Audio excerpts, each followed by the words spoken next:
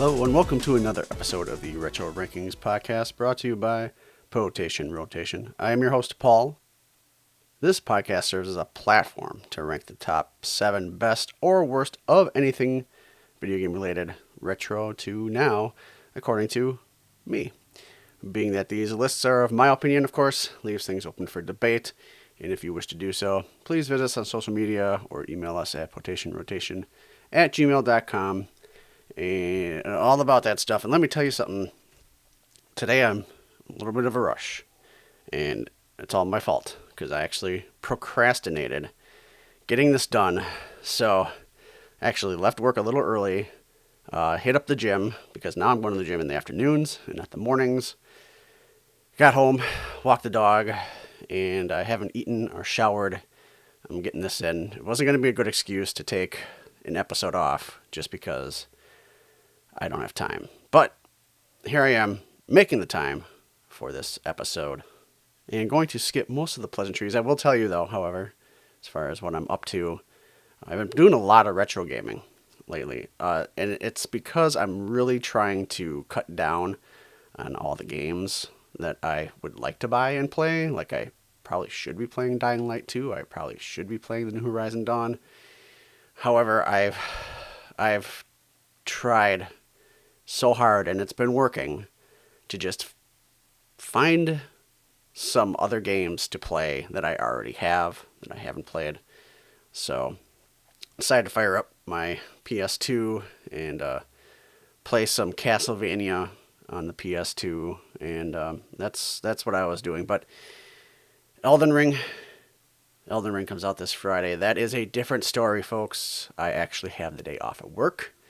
I plan on getting up bright and early, getting to the gym, taking a shower, and then heading out to Best Buy to pick up my special edition Elden Ring. I'm going to come back. I'm going to stream that then on Twitch, probably for a few hours, I think. And then that video as well will end up on YouTube. Lacerta Gaming on YouTube as well.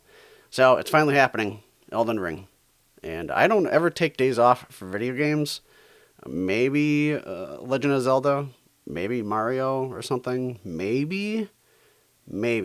Elden Ring, taking the day off. But anyway, so what are we here to discuss today?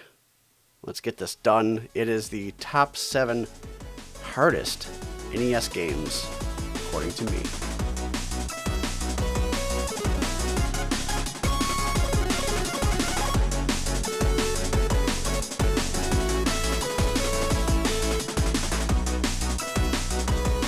So, I mean, you can say that they're the hardest.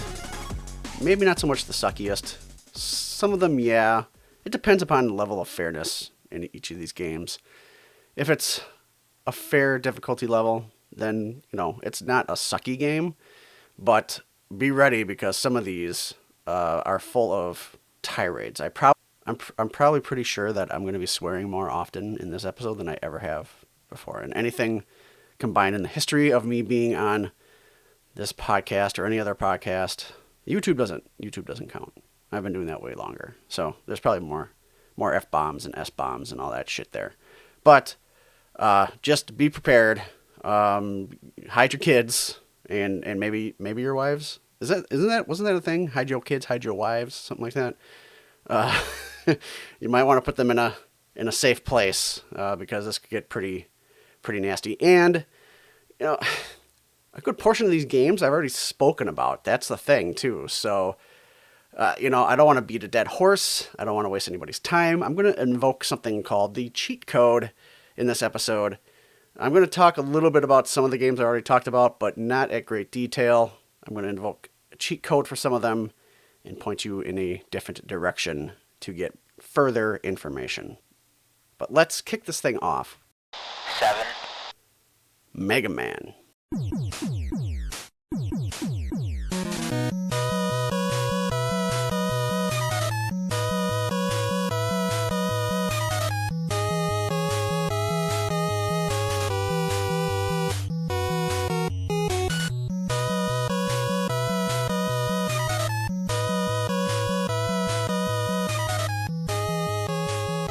Mega Man, known as Rockman in Japan, was the very first Mega Man game. It was released in Japan and North America in December 1987, with a much delayed release in the UK and Europe in 89 and 1990, respectively. So, who's Mega Man? You know what? I'm going to input my cheat code here with this one. I'm going to tell you that I've spoken about this game at length before on this very podcast, or for a more detailed two-way discussion about this game with myself and Keith, may I point you to episode 12 of the Main Quest podcast. Go there now. I will wait 100 minutes for your return. And for the rest of you, please enjoy 100 minutes of the finest music in game show history.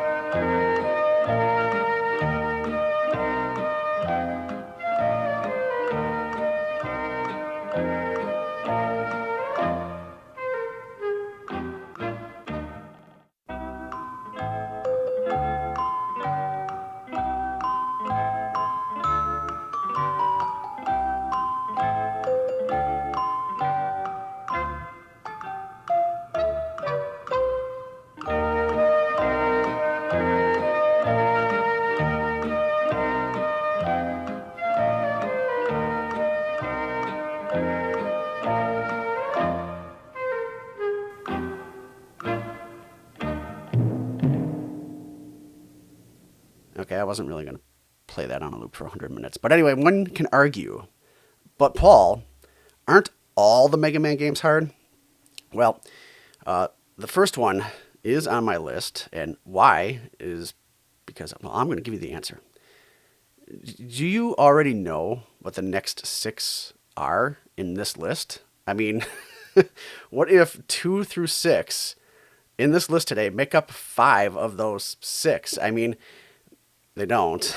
So you have a valid question.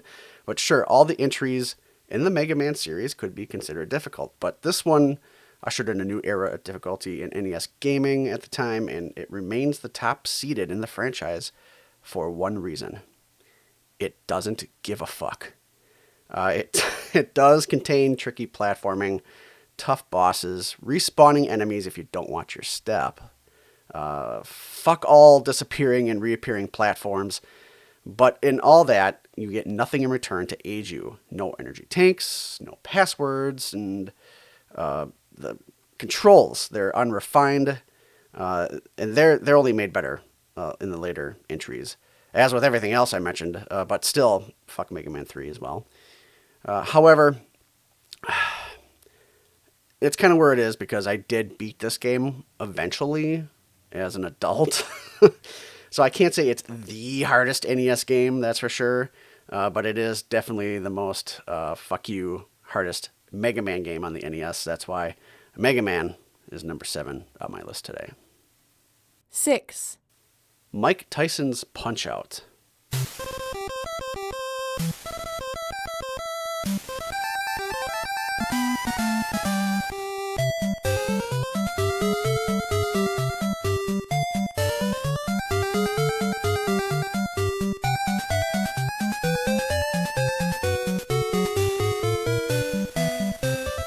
I've already spoken about this game as well on this podcast, but I can't keep evoking cheat codes with every single entry here.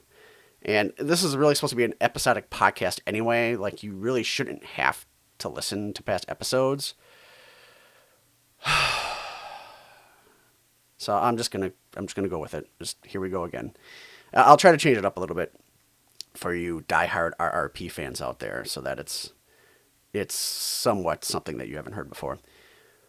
Michael Gerard Tyson, or as we all know him better as Malik Abdul-Aziz, made his video game debut in Mike Tyson's Punch-Out! On the NES in North America in October 1987, Japan in November 1987, and in Europe of December that same year. A Mike Tyson-less version would also be released for the system 3 years later due to Nintendo's license with Tyson running out. Hence the reissue with the Mr. Dream character in his place. So, what do you got to do in this game? Well, you play as a character named Little Mac, who must make his way through a gallery of sometimes pretty ridiculous boxing opponents.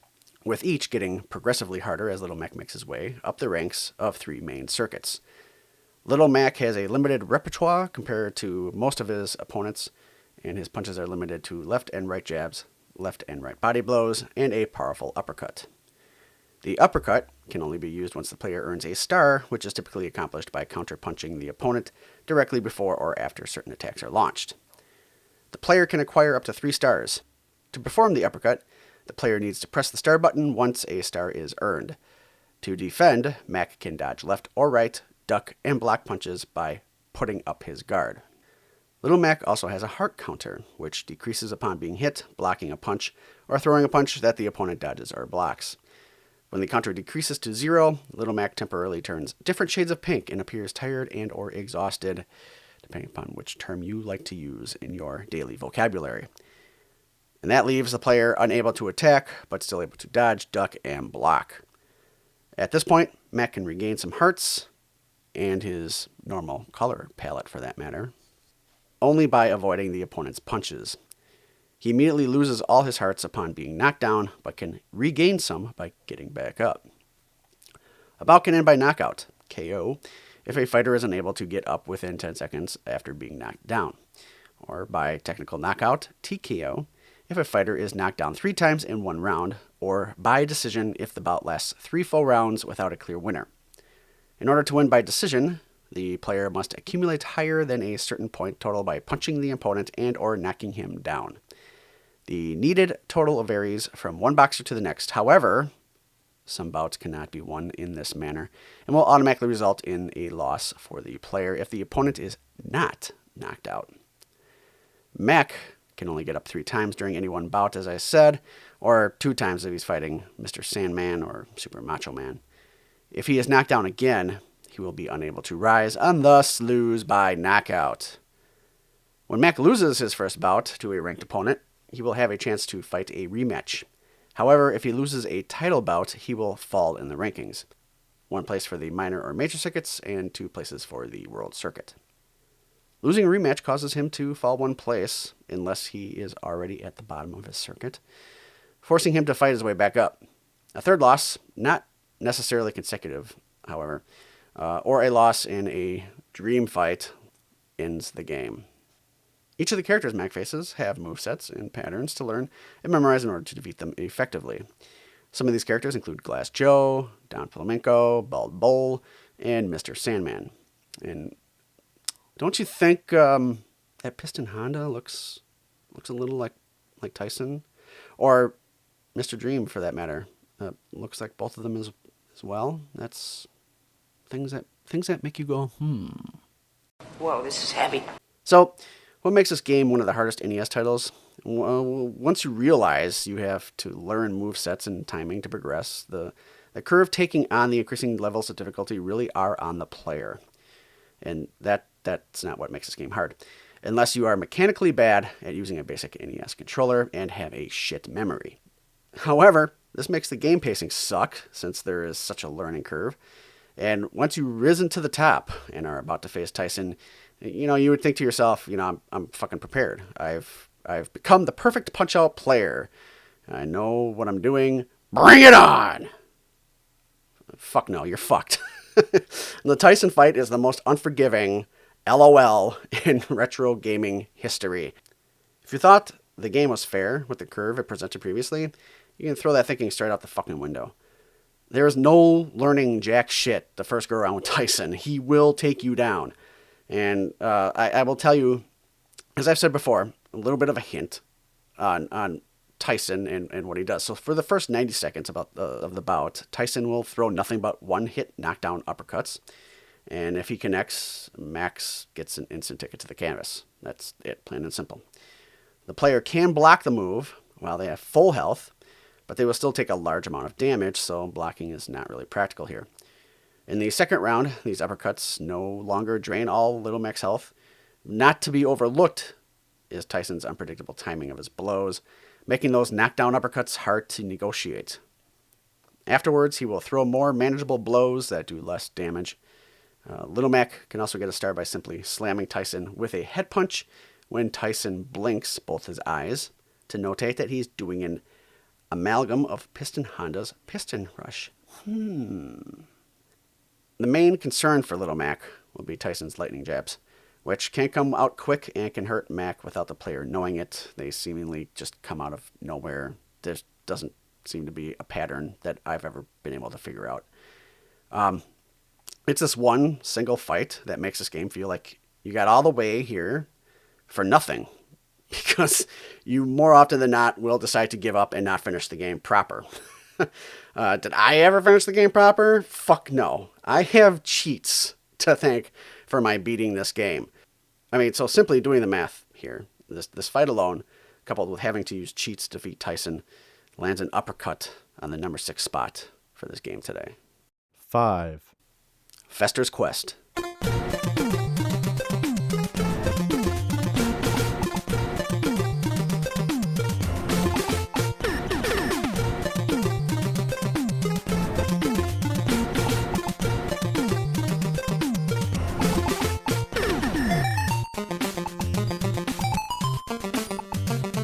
So, I'm going to be brutally honest right at the top of this one here. One of the things about today's episode is that it kind of gave me a pass on actually finishing any of the games that I played.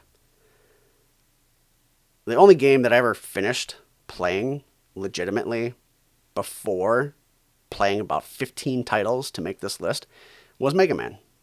That's it. 1 out of 15, legitimately, without cheats.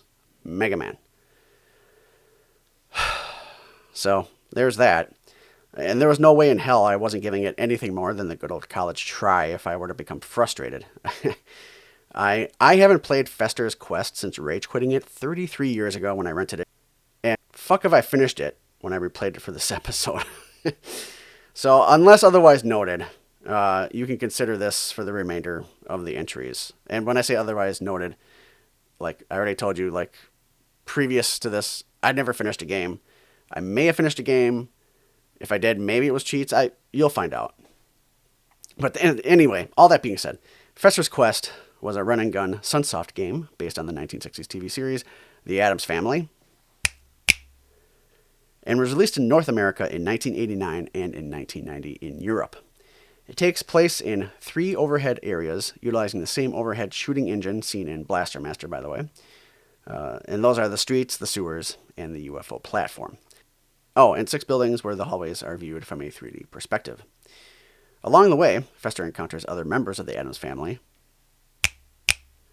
and 7 houses, plus the Addams mansion via a secret path through the trees behind the mansion. Thing, 3 times, Wednesday, Gomez, Morticia, Grandmama, and Pugsley, all of whom help him by giving him different weapons and items. Use of one particular item, the noose, will summon Lurch to destroy all enemies on the screen. Fester must travel through the city sewers to reach areas that are otherwise inaccessible due to above-ground obstacles. He may enter certain buildings, which transform the game from its standard overhead view into a 3D mode of play, kind of akin to a dungeon crawl. 5 of these buildings, each house an enormous alien boss character, which upon defeating will supply Fester with a puzzle piece and a picture of the alien's UFO, and refill all of his items. After defeating a boss, Fester will leave the building and be unable to backtrack through it to previously visited areas. Once all 5 bosses are defeated, Fester must board the UFO and defeat one last boss in order to stave off the invasion. However, I wouldn't know anything about what I just said because, in my case, I never got that far. One of the biggest gripes I have is the shooting mechanic. For whatever goddamn reason, bullets hitting enemies fucking sucks, and the slowdown in this game doesn't help that matter at all. The controls feel unresponsive, and the game feels wholly unbalanced. This game is so bad, I forgot it ever existed until I had to write a list for this episode. It did some major damage to me back then to make me forget about it so easily. You want to talk about respawning enemies from Mega Man? I mean, you kind of have to make them respawn, depending upon which way you're moving, but they fucking respawn here for seemingly no fucking reason whatsoever. And in order to get through some rather precarious situations, you're sitting there mashing buttons to defend yourself like you're putting your controller through a QC test. Those 3D first-person modes feel fucking weird, and the puzzles are awkward, like just bizarrely awkward. Overall, it isn't an unfair game on purpose. It truly is the game design that makes it unfair, and that just makes this a piece of shit game. Fester's Quest number 5 today. Just remember, if you ever want to fight me on anything, email me, potationrotation@gmail.com. Moving right along. 4. The Adventures of Bayou Billy.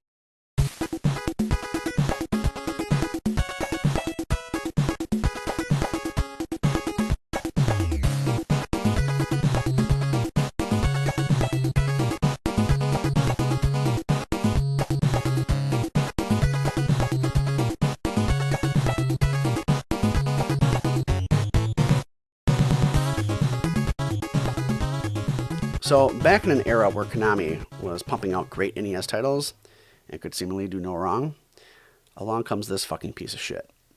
The Adventures of Bayou Billy is an action game released by Konami for the Nintendo Entertainment System in Japan in August 1988 as a game called Mad City, and then as Bayou Billy in North America in June 1989 and Europe in January 1991. Wow, those really are quite the release spreads, if I do say so myself. So the revision of the 88 Famicom Mad City game saw modified graphical changes and an increase in the game's difficulty level. Go figure, they would increase a difficulty level from a Japanese game when they make it into an American game. Like, they increased it. Anyway, the game employs various playstyles that were popular at the time, such as beat-em-ups, shooting guns, and racing things. The majority of the game follows a beat-em-up format in which the player character, Billy,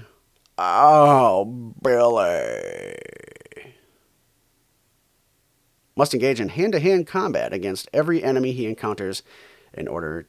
I should have really just put in I'm not a very good Jim Carrey impersonator. I should have just put a clip in there. Anyway, what was I? Yeah, he must engage in hand-to-hand combat against every enemy he encounters in order to proceed from one area to the next until reaching the end of each stage before his health runs out. Billy's basic attacks consist of a punch, a kick, and a jump kick performed by pressing the A and B buttons at the same time. And the player can also arm Billy with one of 3 melee weapons dropped by certain enemies. Those would be a throwing knife, a club, and a whip. If the player picks up a new weapon while Billy is still in possession of a previous one, the new weapon will overwrite this weapon that he had previously. Billy can also pick up guns, which the player can draw or withdraw at any time by pressing the select button. And by the way, when Billy is using a gun, the number next to the bullet indicator on the top portion of the screen will start flashing. Other power-ups in these stages include a chicken drumstick that refills Billy's health, and a body armor that protects Billy from enemy bullets and reduces the damage he takes from other attacks. While the majority of the enemies in the beat-em-up stages are human bad guys, the player will occasionally fight animals as well as crocodiles and eagles and guard dogs and shit like that. In the second stage, the game adopts a rail shooting format viewed from a first-person perspective that can be played with a standard controller or the NES zapper, depending upon the mode chosen by the player. Before you start the game, you get that choice. In my case, I was playing the semi-modded arcade cabinet with the regular controls, and so those were my weapons of choice, so to speak. Here, as you're shooting shit, you have to shoot as many gunmen as possible, and then destroy the boss at the end of the stage without running out of health or ammo.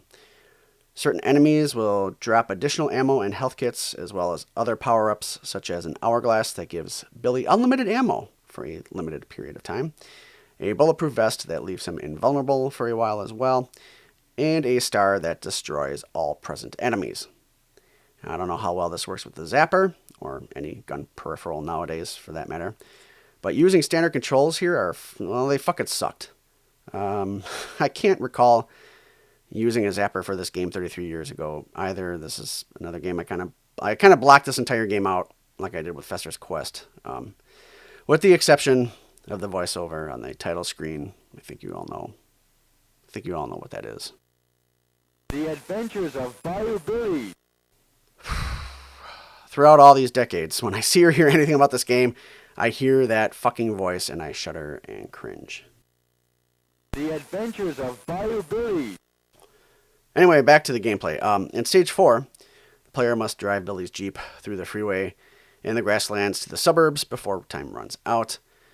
The player steers and accelerates the Jeep with the D-pad, while the A and B buttons are used to launch grenades at airborne enemies, vehicles, and shoot at other cars in front of Billy's Jeep as well. And fuck the stage, because the player doesn't get a health gauge, and as a result, a single collision with an enemy or vehicle or a bomb explosion, whatever, any other road hazard, it's insta-kill. And insta-kill means you lose a life. And you lose a life and you lose many lives, game over. The player can pick up gasoline cans along the way to extend the time limit, but I don't know much more about that because I fucking rage quit here. I never made it past Stage 4. I will give the game a single positive up to this point, which this point would be Stage 4. It seems to have variety. I'll give it that. It appears through my research as well that this variety continues throughout the game, which is kind of nice. It's kind of refreshing. But unlike Punch-Out, that will make you suffer through repetition, Bayou Billy makes you suffer through variety. Which actually makes it feel extremely unfair to play, to be honest. The side-scrolling levels still aren't as bad as, say, Battletoads. But fuck the driving level, or levels if there's more. Like I said, I only did the one. So if there's more, I think there is at least one more, fuck them. I think I would have enjoyed the pain a little more and made my way through it if there was at least some fucking health in Stage 4 instead of the insta-death that I faced. This game makes games like Castlevania and Ninja Gaiden seem like fucking cakewalks. So fuck Bayou Billy. And fuck the 4-spot that he drives his Jeep into today. The Adventures of Bayou Billy. 3. Battletoads.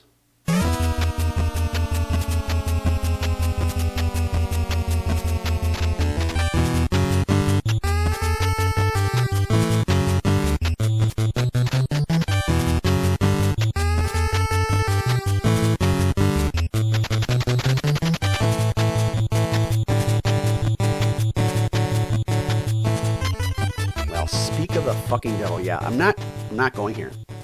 Can I use 2 cheat codes in one episode?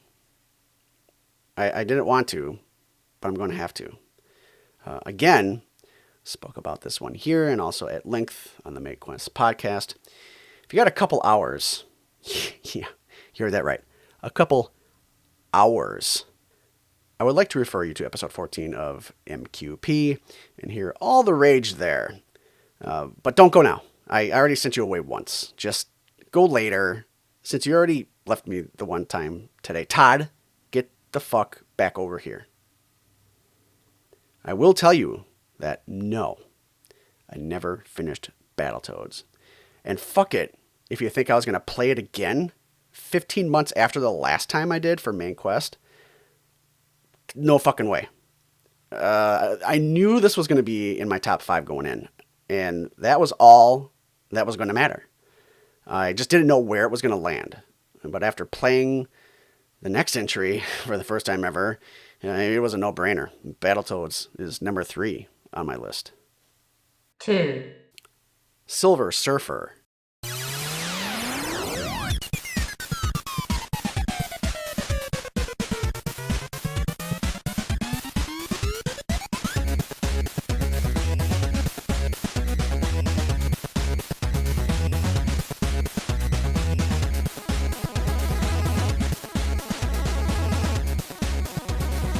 Based upon the Marvel Comics character of the same name, Silver Surfer is a scrolling shoot-'em-up video game developed by Software Creations and published by Arcadia Systems. The game was released in November 1990 in the US exclusively for the NES. And what looked like it could be a fun going into was a fucking disaster. And and if you want a real-time review of the game, you can go to our Lacerta Gaming YouTube channel, where I decided to play this game for you in a little crossover event for today's episode. Yeah, that gameplay aired last week, Thursday, February the 17th.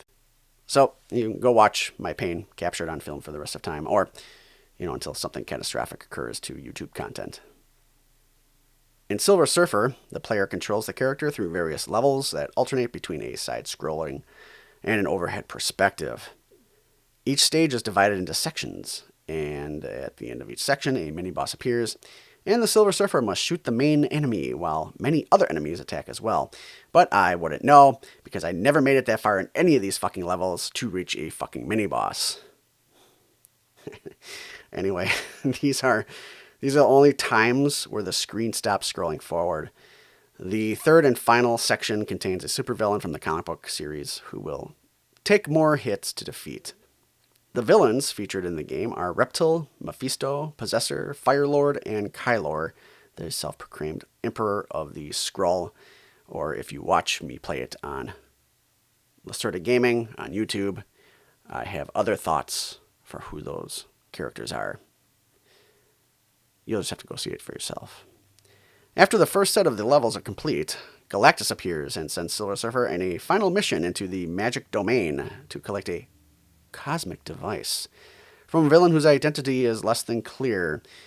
Despite previous claims, the final boss is actually a giant purple being with a handgun that does not appear to have been from the comics, although his image near the boss's health bar suggests that the main antagonist is X-Men villain Mr. Sinister.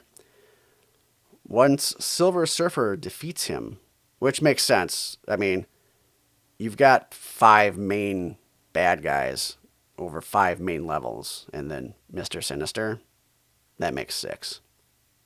Do the math.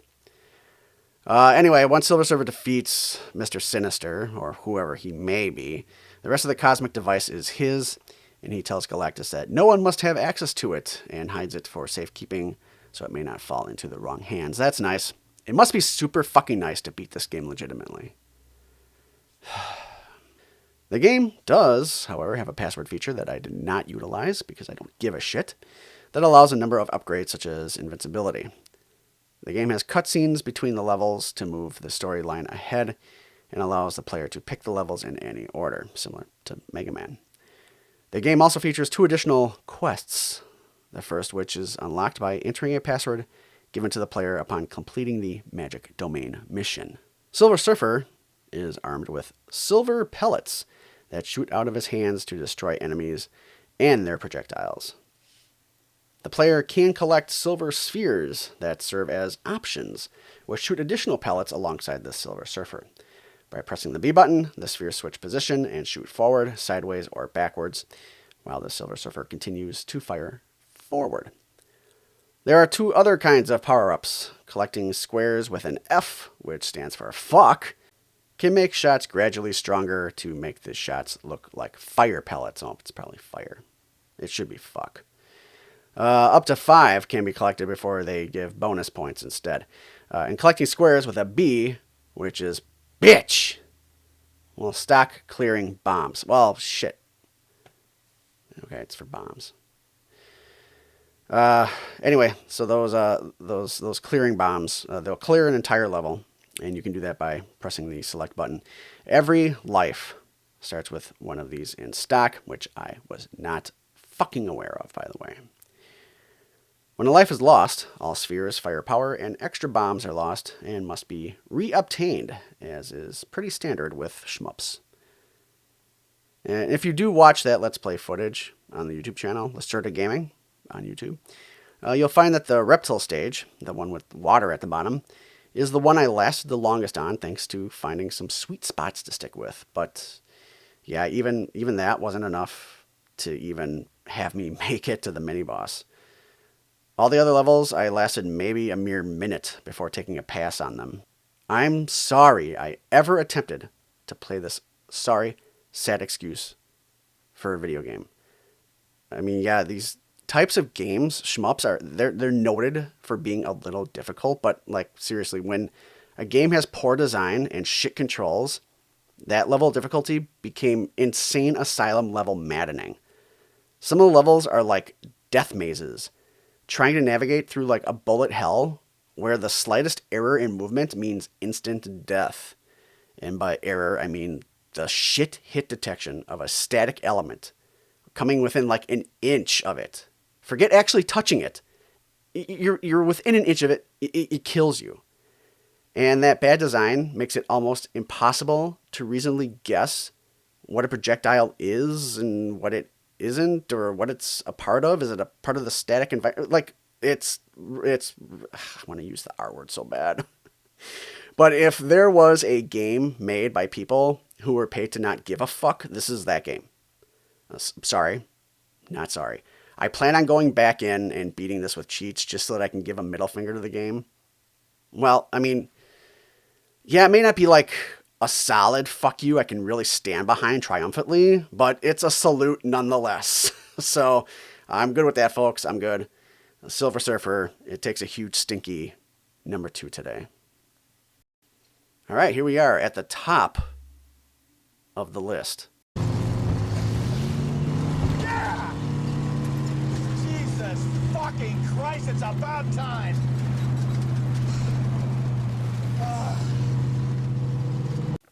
And surprisingly, this is one that I never spoke of. I never spoke of it. And it's not one that I play very regularly because I fucking hate it. It's Ghosts and Goblins.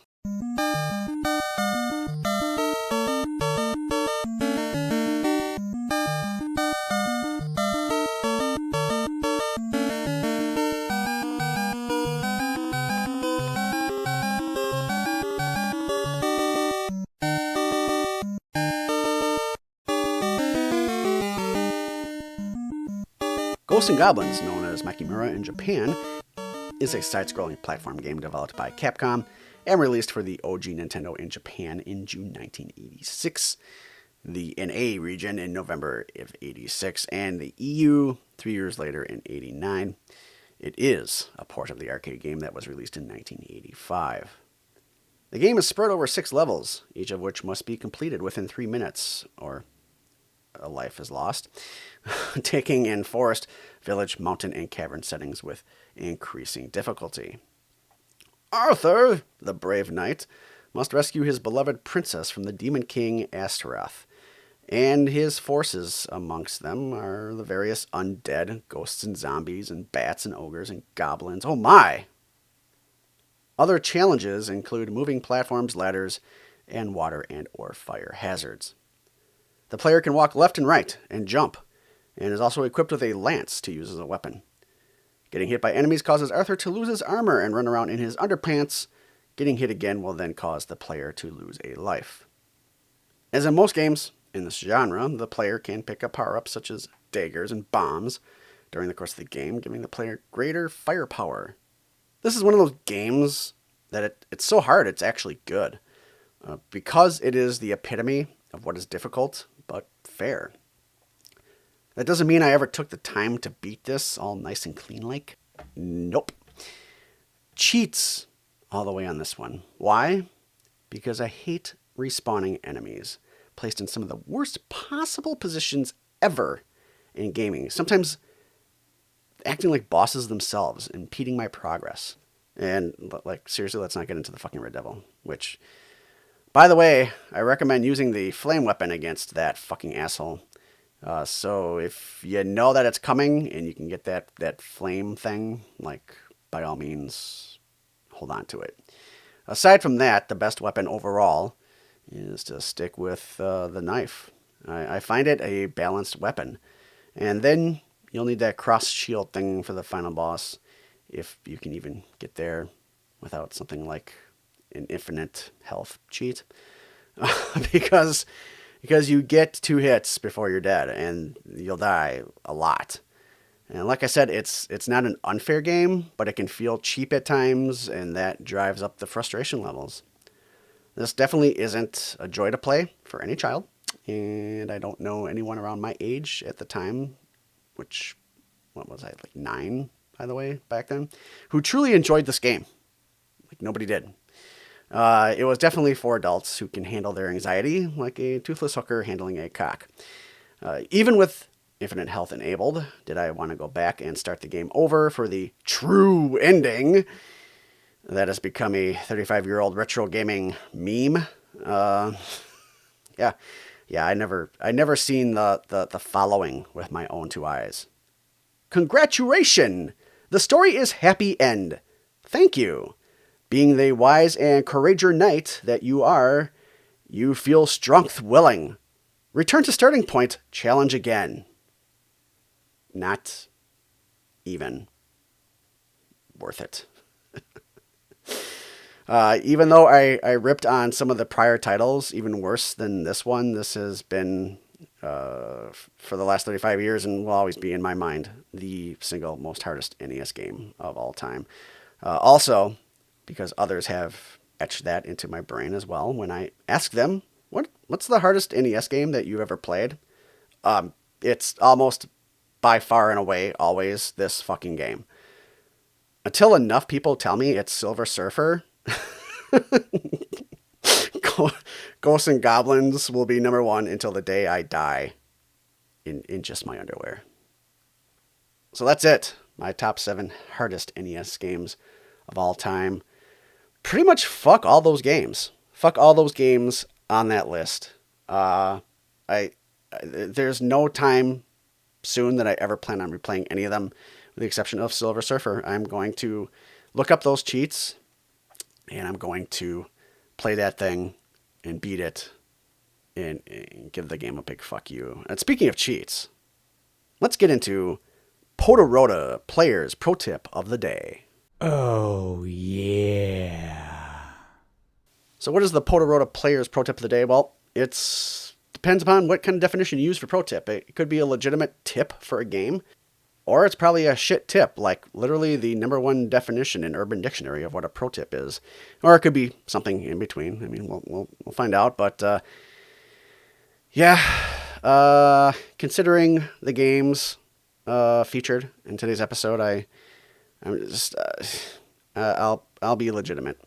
So out of this entire list, the one game even close to being somewhat remotely fun to play is Mega Man. With that, you'll get some legitimate tips out of it from me today. No clicks about it.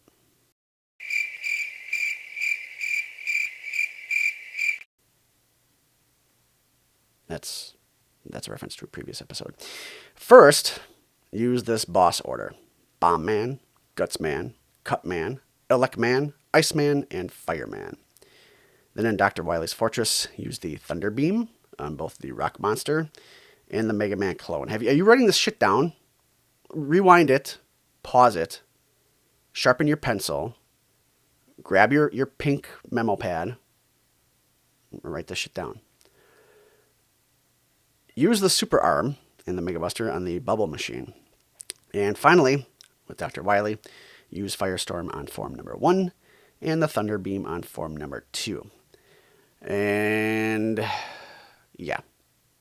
So that's my tip. Oh, and if you really want to, if you're still having issues with bosses, you can look up the pause cheat.